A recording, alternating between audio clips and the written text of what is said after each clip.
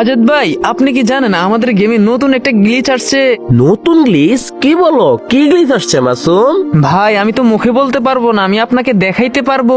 আচ্ছা আচ্ছা ঠিক আছে, তাহলে তুমি দেখাও, আমি স্ক্রিন রেকর্ড করে ফেলি, তাহলে আমি ভিডিও বানাতে পারবো আর আমার অডিয়েন্সরা সেটা দেখে আমার চ্যানেল সাবস্ক্রাইব করতে পারবে। আচ্ছা ঠিক আছে আজাদ ভাই, তাহলে তুমি তোমার সাবস্ক্রাইবারদেরকে বলে দাও তোমার চ্যানেলটাকে সাবস্ক্রাইব করে দিতে। গাইস তোমরা কি করতেছো? জলদি করে চ্যানেলটি সাবস্ক্রাইব করে দাও, কারণ আমরা এখন সুন্দর একটি গ্লিচ দেখবো ইউএফবি মাসুম বটের থেকে।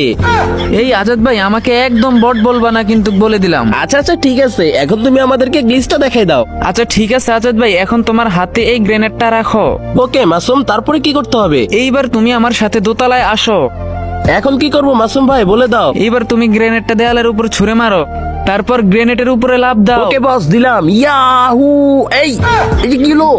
আমি মরে গেলাম কিভাবে? সমস্যা নাই ভাইয়া, এবার তুমি মরে যাও। ও আচ্ছা, এটাও গ্লিচের অংশ। ঠিক আছে, আমি মরে গেলাম। ঠিক আছে ভাইয়া, তুমি এবার মারা খাও, আমি তোমার লুট গুলো নিয়ে গেলাম।